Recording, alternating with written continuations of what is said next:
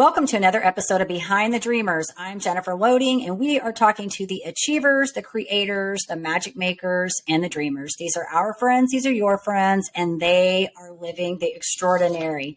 Well, my guest today says that he thought he had made it when he finished training in medicine. He had all the skills he needed to be a great physician, but very little of those to handle the rest of his life. He very quickly had to learn the ropes, said he made a ton of mistakes. He took the punches as they came. And as a result, he's been able to succeed in medicine and start a few businesses. Most recently, he's the president of a private equity company that has bought over $250 million worth of real estate and has helped others along the way. So I am excited to chat with him today. But before we bring him on, I do want to do a quick shout out to our sponsors. So today's episode is brought to you by Walt Mills Photography. If you are a creator needing post-production, consultation, or promotion, Walt is your guy.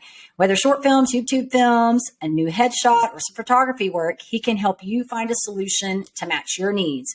To learn more about Walt and his work, go to photosbywalt.com. We also want to give a shout out to our friend Chris Clow of Upbeat Media Production. If you are in need of turnkey special event production, Clow is your go-to. To learn more about him and his work, you want to go to upbeatmediapro.com. All right, I'm so excited to welcome our guest today. Pranay, I always like to say super excited. That's like my big word. So I'm super excited to welcome you here today. But for my audience, let me tell them a little bit more about you. He's a medical doctor, serial entrepreneur. I love this. I almost said social entrepreneur as serial entrepreneur and podcast host. His unconventional journey to medicine helped him learn the skills to excel in entrepreneurship and real estate. Over the past 2 years, he's bought over $250 million in real estate while practicing full-time as a doctor. Wow. So now Pranay says he helps those trapped in their day jobs start a business to live the life they want. So Pranay, welcome to the show. Excited to have you here. Hey, Jennifer. Thanks for the opportunity. Excited to chat. It's going to be fun. And I just, what my favorite part of these is always going through you guys, your bios. Like that's my favorite part of this whole thing is really looking at all the great things that you guys are doing and just having to try to pick out what are the highlights here, right? Yeah, definitely. So welcome. So I kind of want to start this off because you are a doctor. And so we're going to have fun here. I'm just excited to really pick your brain and hear what you're doing because you're not just a doctor, you're doing real estate. So I guess tell us a little bit about how you got into this. So, I started, I got out of residency, full-fledged doctor. I excited, made a, decent paycheck, but I knew that it was more important what I did with my money than how much I made. You can make a lot, and if you spend every bit of it, you're not going to really have a great retirement. And I knew that the current way of medicine, it's pretty hectic, and there's an epidemic of burnout. Right. So I wanted to protect myself from that. And I knew that I needed income from outside of medicine to do that. So, the traditional way to do it is put money in your retirement, wait till 65, retire and all that. I had already done so much delayed gratification. I don't want to wait another 30 years to get the life I wanted. So I decided against, the 401k and all that stuff. So I looked around at what I could do. And real estate seemed, relatively simple. My parents had done some. And there's 18-year-olds that are killing it in real estate. I figured how hard can it be?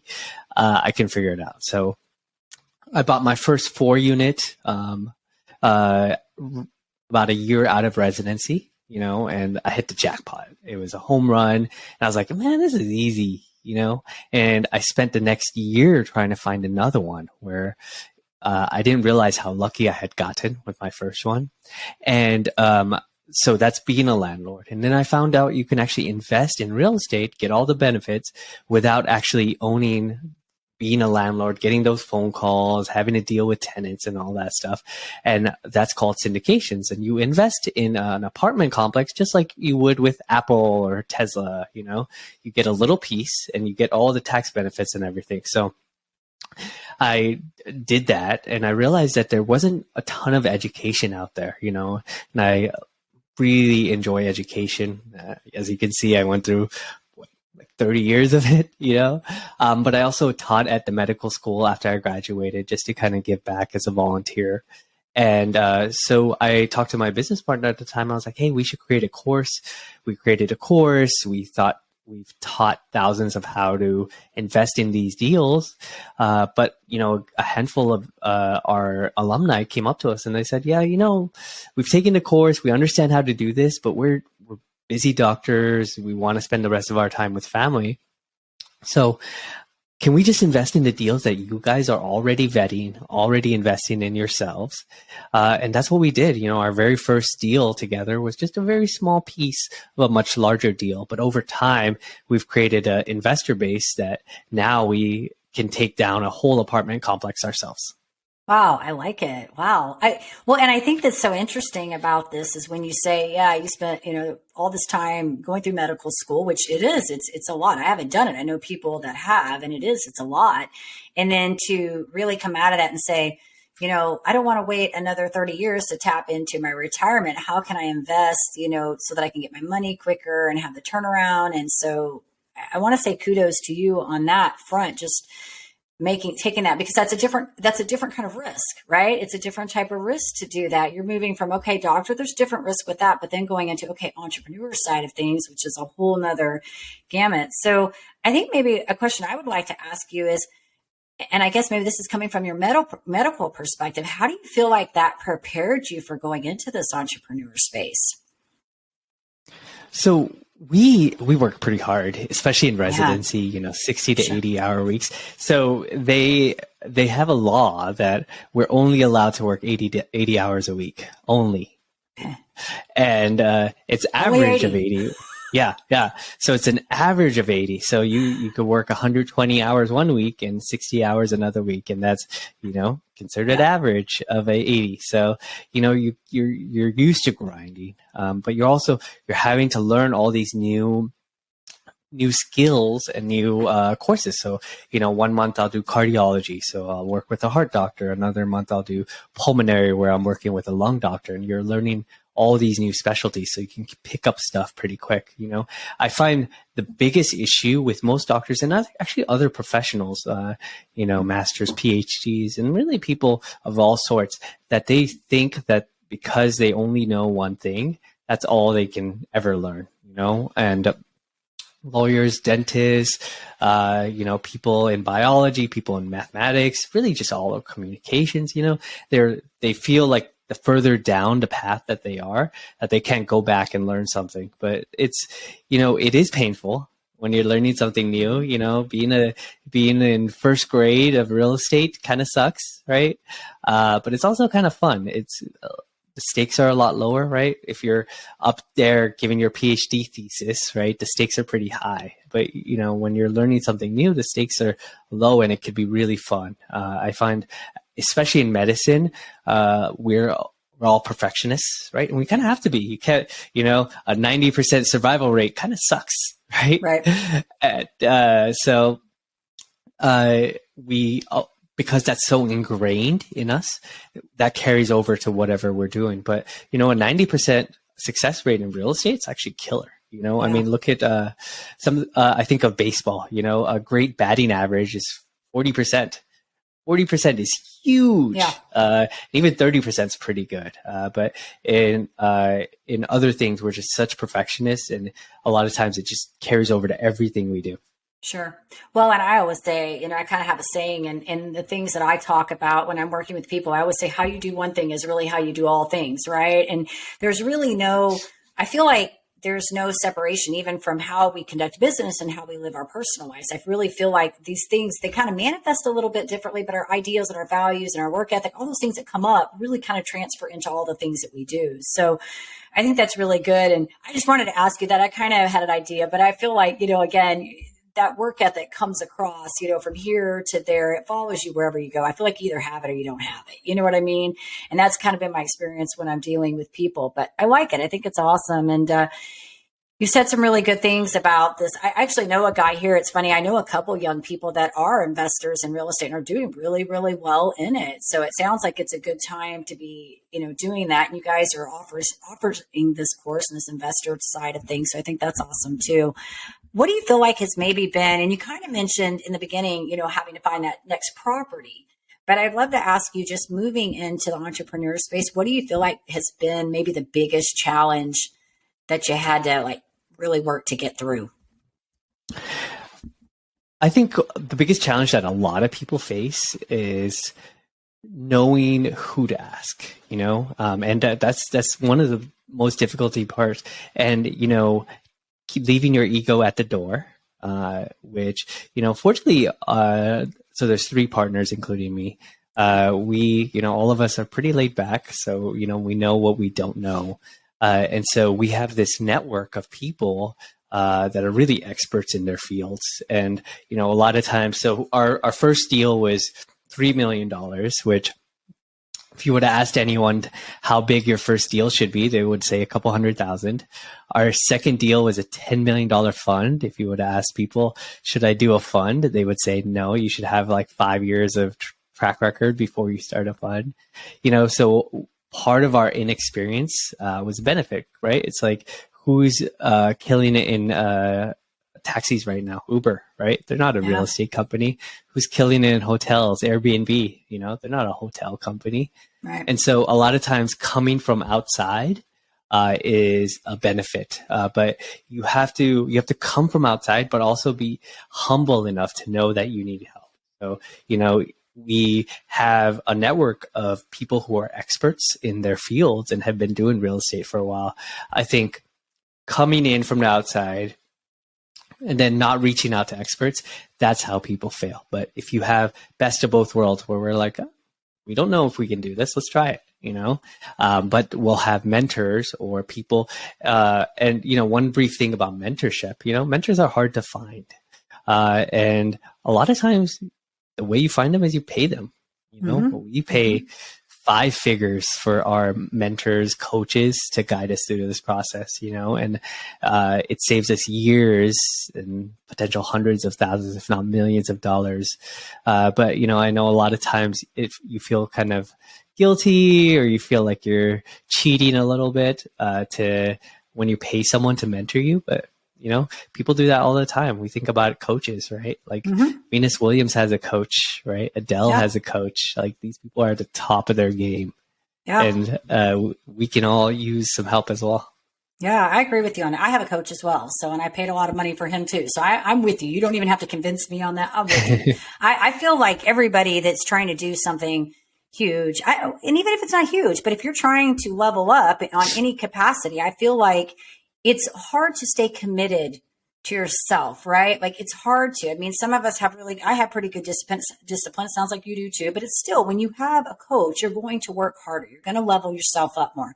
So I agree with you. But something I want to point out that I think is really, I think kind of the resonating message I'm getting from you is this openness to learning, which I think is so interesting because I had a conversation with somebody the other day on this show who was also he's like a holistic type coach. He kind of coaches on the same premise that I do. A lot of my work is from a holistic nature. And I'm talking both in physical and well-being. It's on both ends, the way I coach.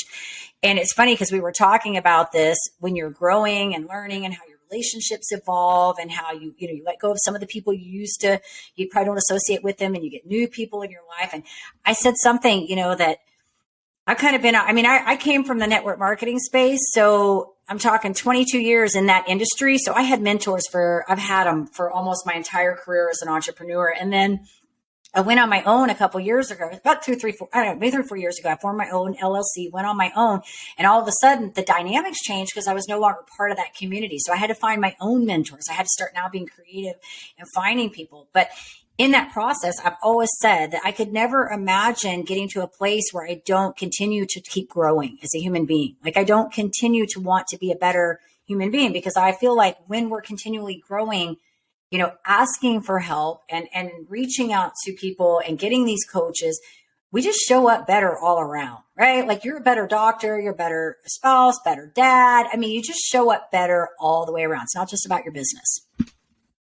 Yeah, definitely. And one thing on the productivity, I feel like I'm the laziest person on the world. And, you know, the grass is always greener. The more super productive and successful people I meet, you know, it's like getting a look behind the curtain of Wizard of Oz. You know, we're all trying to figure it out, and, Yep. you know, give yourself a break.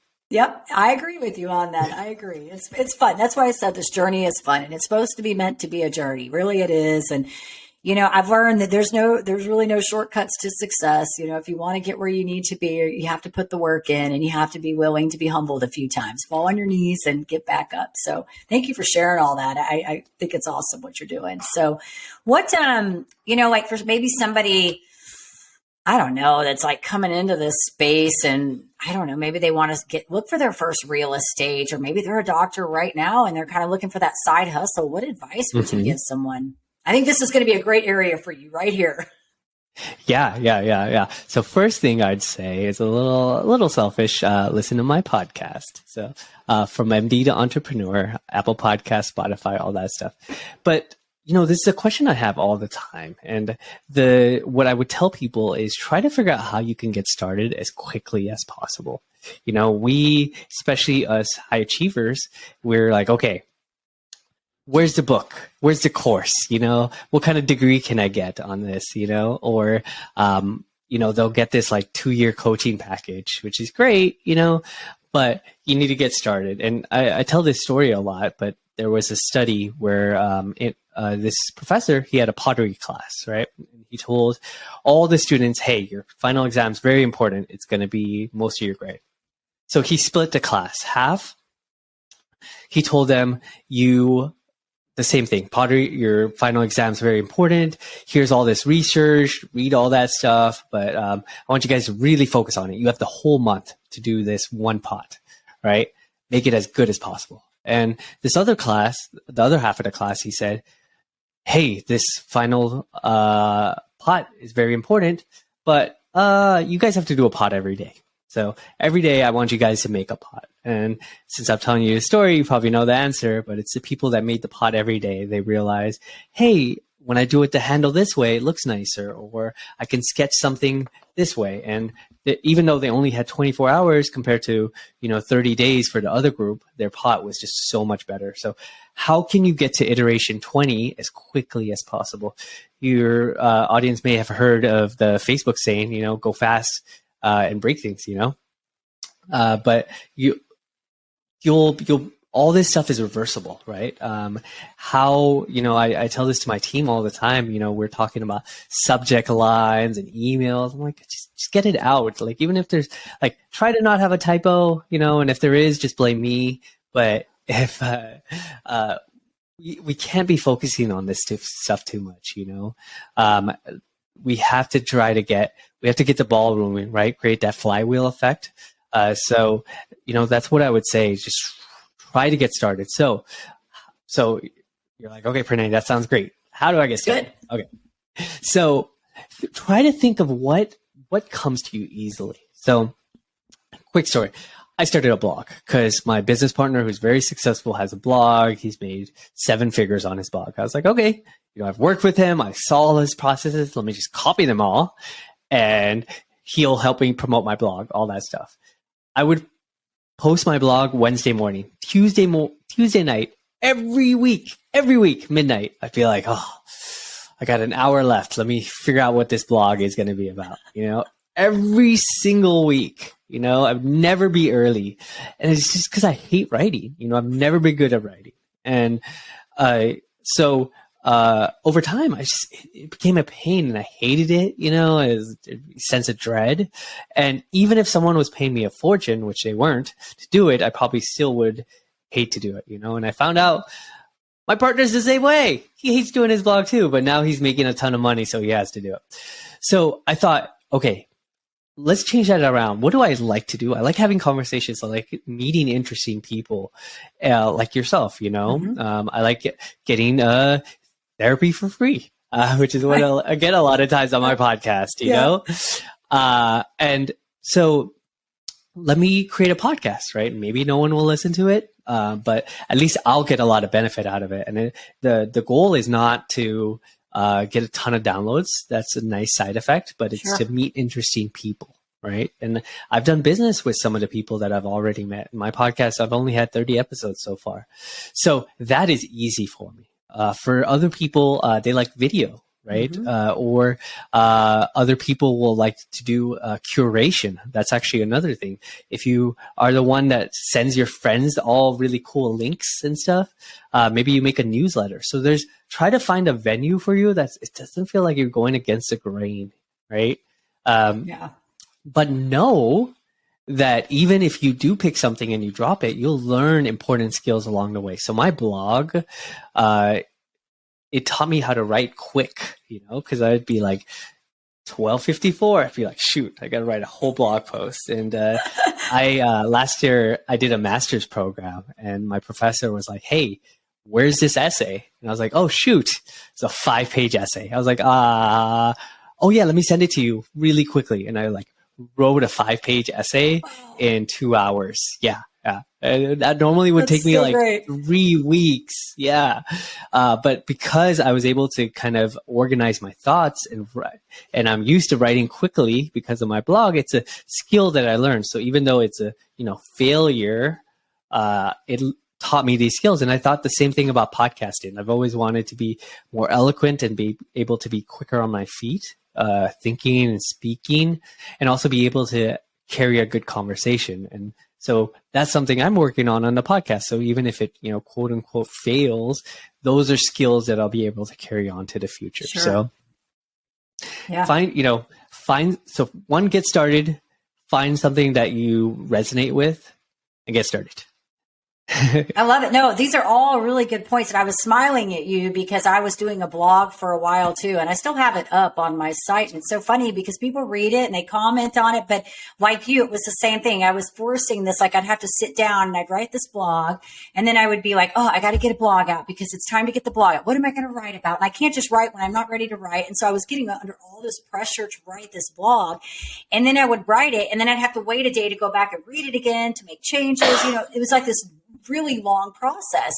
And, I started my podcast right before the pandemic. So I started in October of 2019. And I didn't know what I was doing, probably like you. I was probably like you. I always tell people, go back and listen to some of my Starter Girls episodes. I'm actually revamping that show, which is going to be so much fun because all the old episodes are on there. But I tell people, go back and watch those shows when we didn't know what we were doing, right? We've learned. But for me, that has always kind of been a natural, easy thing for me to do. I love meeting the individuals like you do. I think that's my favorite part is having the dialogue. It's the conversation, right? It's not even an issue for me to find guests because that's fun. I enjoy it, right? But having to write, another story. I will agree with you on the writing quicker. I think Grammarly is a great tool to have for backup when you need to write fast. I'm like, but even now, I'm writing those, the things you put on the YouTube, I can get those done in 10 minutes. It used to be days. I'd be looking at that stuff and going, what am I going to write on this thing? Yeah. You're talking about, old episodes. My wife listens to some of my old episodes if she's having trouble sleeping. That's great. That's great. I love it. Well, I think, I say you just get better as you keep doing it. My conversations have definitely got better. The interviewing skills, the guests are even so much better. But we had some great people on. And like you, I don't feel like there's really any ever failed experiences. I think there's only learned moments. So if something didn't work out, you needed to try it and look at what you can take away from it. You learned how to write quicker, faster, and the speaking is definitely a skill. I had a gal on my show a few weeks ago that was a speaker coach and was talking about that, how so many people are fearful of that. So just doing this alone, I'm like, if you can do a podcast, you got it. Right? Yeah, definitely. And you'd be surprised because it lives forever, right? So people are still finding podcasts that I was on, years ago. And it's pretty cool. I think podcasts are the new book, 10 years ago, everyone was like, oh yeah, I have a book, now you're like, oh yeah, I have a podcast. And it's something that people can listen to you, right? And it's your platform. So say you're looking for a job or, you're trying to get a business deal going, you could just send them a couple episodes and they could see your personality from it. And, you're literally being beamed into someone's brain, right, through their headphones. And that's as intimate as you can get. Yeah, I agree with you. I have gotten clients from people listening to my show too. They've heard a couple episodes. The other thing that I think is so great about podcasting too is you can connect people. Like I always tell people, I really love connecting people. That's probably one of my greater strengths is finding, matching people up. And so I always say it's funny because I'll remember details about people and it may be a long time, but there will be somebody I come across and I'm like, I need to introduce you to so and so. And I don't know what's going to come from that, if that's going to be a synergistic thing, or maybe it's just that you guys share knowledge, or maybe there's a business deal. I don't know. But I think that's what's so great about what we do too, is that we have the ability to be connectors, whether it's our audience connecting to our people or us connecting, our guests to each other. So I think there's a lot of cool. I do want to commend you too on something else though, that you said, that the getting started, because I just had this conversation this morning. This morning, I was talking about how we get so hung up on everything having to be perfect. Like, especially if we're high achievers and we got a little bit of perfectionist behind us, we want everything to be right. Website's got to look good. Business cards got to look, all these things got to look right. But it doesn't really matter if we're not going into action, if we're just sitting on all of that stuff, right? And so I've always kind of been that way that, like even in the network marketing space, we can learn a script. Script doesn't do you any good if you can't have a conversation and if you're not willing to talk to anybody, right? Like, forget the script, just go have a healthy conversation with somebody, And so I think we get hung up sometimes on all these things having like the green light saying go, go, go, go, right? And I just don't think the green light always tells us to go. I think we just have to go, Yeah. It's, I had a podcast on this and it was a realization. So a lot of people commend me on my background and, my microphone and stuff. And that's because I wanted to start a podcast and I kept just researching stuff for a whole year. I was like, best microphone, like changing up my background and all that stuff. And eventually I ran out of stuff to look up and research because I had bought everything and I finally had to get started, but that was it was a little bit of fear. There's a little bit of procrastination. And I should have just got started. I could have got started on like some Apple podcast mics, or Apple headphones. Yeah. Well, you got started. That's all that matters, Pranay. You got started. You're here. Yeah. You're here. Right. All right. One last question I want to ask you, and then I'm going to move into some fun questions, because you are a dad and I don't know how many kids. I guess I didn't ask you this. But tell us how you're juggling all this, because I know you're busy. I mean, and I know we all do these kinds of things. I feel like, our time is all relative to us and we all have the same amount of hours. So it really comes down to how we're prioritizing things. But I'd love to hear from you how you're keeping that harmony, with the family and in your career as a doctor and as an entrepreneur. I work nights. So I work at the hospital at nighttime. So nighttime, it's kind of quieter. So, I can read, I can do some of the check emails and all that stuff. So I kind of, I sleep a couple hours at nighttime, a couple hours during the day, but, I'm getting close to 40. So I'm probably going to stop working nights in the near future. But, in the starting, it's powerful having a high paying job. You have that safety net, and I wouldn't rush to get rid of that until you have something that's going well, and I've slowly, instead of abruptly quitting, I've been slowly kind of decreasing my shifts and doing stuff elsewhere. And, even my actual role in my group was created because of entrepreneurship. I was doing these educational videos outside and they saw them and they're like, hey, could you do that for us? I was like, yeah, sure. And I got a promotion and I'm director of education. So don't just think entrepreneurship is for starting your own business. Even there's a lot of opportunities inside your own company to be more successful. And maybe that's what appeals to a lot of people, because, there is a lot of risk in starting your own business. And that's a way to, so I got a promotion, got a higher salary, and it gave me more margin or breathing room to do what else I wanted to do on the side. Yeah, I like that. And I think that's a smart answer to that, because I think sometimes people, especially if they're a really passionate person about their idea or their, whatever it is they're trying to create or get out there, they sometimes get these big ideas. I'm just going to quit everything and go over here, and I do think there's got to be that, I hate to say the word balance because I don't really think there's ever balance. I think it's finding the harmony, right? It's finding harmony. Mm-hmm. I think you have to do an ebb and flow here. You've got to figure out what's practically, what's going to be practical and going to work for you, but at the same time, allow you that freedom to go do the things you want to do, and so I always have to say that to myself because I get excited about things and I'm like, let's just go. I'm ready to move. And then I have to say, okay, let's think about this for a minute, So I think that's a good answer, Pranay. Yeah, and there is some sacrifice, right? So, sure. But the way I look at it is, if I was working at a 9 to 5 every day, and then if you add an hour or so commute, I'd be gone all day. But here, right now, I'm at home. Yeah, I'm working, but I get to play with my kids here and there all day. Yeah. So that, that's a balance, and that's, sure. But that's a sacrifice. But, sometimes I have to travel, I have to go to conferences, I have to do that stuff. But the hope is that by they're, a couple of years old, that I have even more flexibility. Yeah. Well, and sometimes that, and that's one of the things when I was even in network marketing, we would talk about that too, is that because a lot of women would have that guilt of making these sacrifices, but I was very fortunate that when I started, my oldest was 22.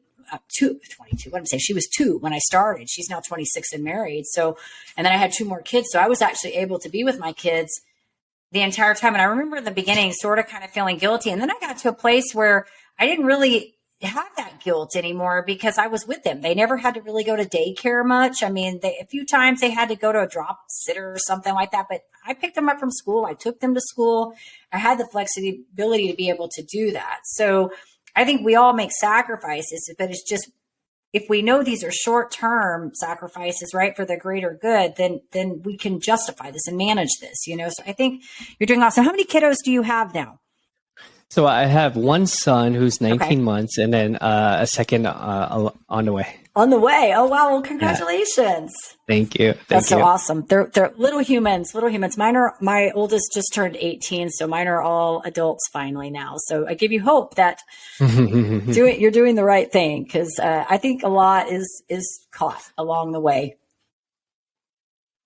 So, all right, Pranay. Well, this has been awesome. I want to ask you a few fun questions because I just think this is the rapid fire. We get off the serious side of things and just do some fun here. And I always tell people they're rapid fire, but they're never really rapid fire. So I'm just warning you. Yeah.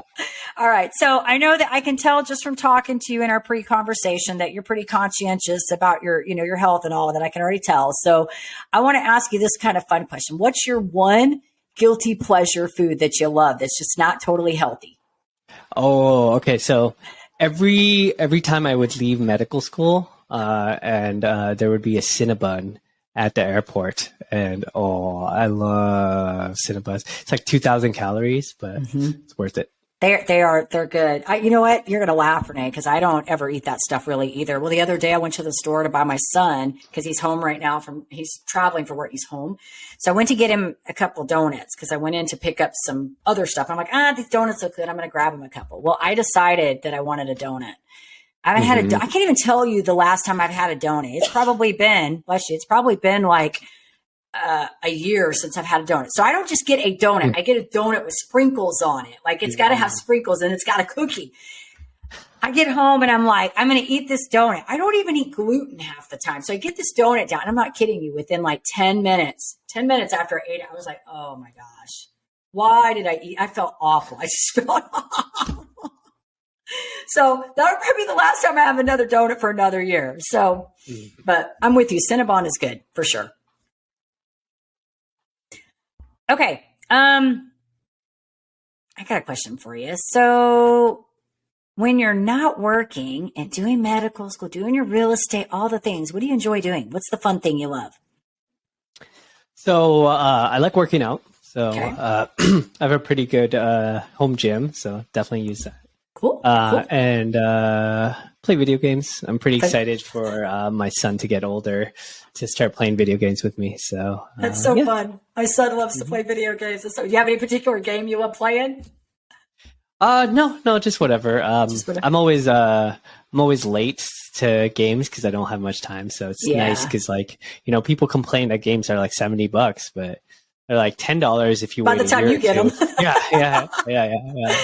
My oldest daughter has got, I'm not familiar with any of that stuff either. I used to play some of that, but I don't like you. I don't really have time to look at. My daughter got a Switch. She has a Switch. And I'm like, it has all the Mario on it, like what I grew up with when I was a kid, and Zelda, like the Zelda, all of those, Donkey Kong. So she brought it over one day, and I was like, oh my goodness, like it's got this teeny little controller. I couldn't move the buttons, but it was like I'm like, this is like the funnest thing ever. So, but if I play games, I have to do like Tetris or something where there's like no ongoing thing, so I don't have to get invested in it. Right? Yeah. I'm looking forward to multiplayer games and just just fun games and kicking their butts. There you go. That's good. There you go. All right. Oh, I imagine you've done a lot of reading because you're obviously into education. So maybe a favorite author? Who's your favorite author? Or maybe a favorite book? So I get this question.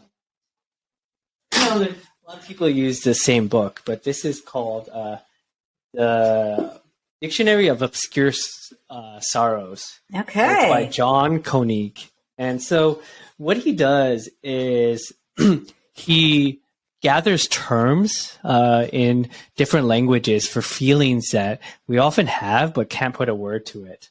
Ooh, interesting. So like Muldrow, a feeling of resonant connection with an author or artist you'll never meet. Interesting. Huh. Yeah. So it's just full of different words and stories. Yeah, you can learn some new things. I love it. I like to read. I don't get to read near as much as I want to, but I love to read. I always love this question because I can get book titles, and it's so funny. I have a couple clients. I have several clients, but I have some young clients that I'm teaching. It's so funny because one day I was on a training call and I was talking. I don't know if you've read Stephen Covey's The 7 Habits of Highly Effective People. Love it. It's my favorite book. I have a lot. Like I love John Maxwell. I have a lot of really good books I love. But anyways, I talk about Stephen Covey's book all the time because I talk about where he, the diagrams where he talks about the procrastination and the video game, all that. So I'm telling this girl one day, I'm talking about him and she says, you talk about him all the time. I said, yeah, because you need to read the book. So I have like a list of books, and it's so funny. Every time I get on a call with one of my clients, they'll start telling me about a book. And I'm like, which one are you reading? And they're like, I don't know, one of the ones you told me. I'm like, give me the name. Which one did I tell you to read? Because I always say the same. I mean, I read other books, but I have like, a handful of books that are like, I feel like are just core books I say to read. So anyways, good stuff. Okay. One last fun question. What's in your Amazon cart? What is in my Amazon cart? Let me try to think of. We buy everything from Amazon. Like we don't do any. We bought some like cough syrup. Like we're. Do you do groceries too? We don't do groceries. We We like going to Trader Joe's. So Trader Joe's doesn't deliver. Lately, right now, it's all like getting over the cold and virus and that kind of stuff. Gotcha. Well, we have Trader Joe's here down in Texas too. So I'm familiar with Trader Joe's and I buy everything from Amazon too. Every now and then it's funny because I have these particular yogurts that I love and they're like a keto yogurt. I think they're called Ratio and they're like a low sugar yogurt. I love them. I don't like yogurt, but I love those yogurts. And so guess what? You can't find them anywhere half the time. So every once in a while, I have to go order them off Amazon Fresh because they have them. So, and it's terrible because then I have to order like X number of dollars and then I got to tip the driver, all that, know. But everything else we get, I feel like we have Amazon packages coming in like every other day. It's like something's being dropped off at the door. So with you on that. Well, this has been awesome, Pranay. If our audience would like to find out a little bit more about you, get in touch with you, where would you like for us to send them? Yeah, so my website for the podcast is FromMD.com. So the podcast name is From MD to Entrepreneur. You can get it on Apple Podcasts, Spotify, Google, all that stuff. And if they want to learn more about real estate, you could go to AscentEquityGroup.com. Okay. We'll make sure to, Pranay, when this goes out, I'll get the links on there and tag you and all that good stuff. We'll be in touch so that I can make sure that they know where to find you. And I do see on your mic where it says From MD to Entrepreneur. So I like it. Very cool. That is kind of cool, huh? Yeah. Good stuff. Well, I'm excited for you. I appreciate you coming on here and sharing your story because that's what this is about. We really like to talk about, how you got to where you are, what you're doing, and how you're kind of living this extraordinary. You're extraordinary, right? It's your life. It's your extraordinary. And that's what I always say, you know. So I do want to say, of course, to our listeners, if you enjoy our show, please be sure you give us a rating. Check us out, iTunes. You can go on Facebook, give us a rating on there, and check us out on the YouTube. Subscribe. All right. And with that, we want to leave you guys with a final thought. In order to live the extraordinary, you must start. And every start begins with a decision. You guys take care, be safe, be kind to one another. We will see you next time.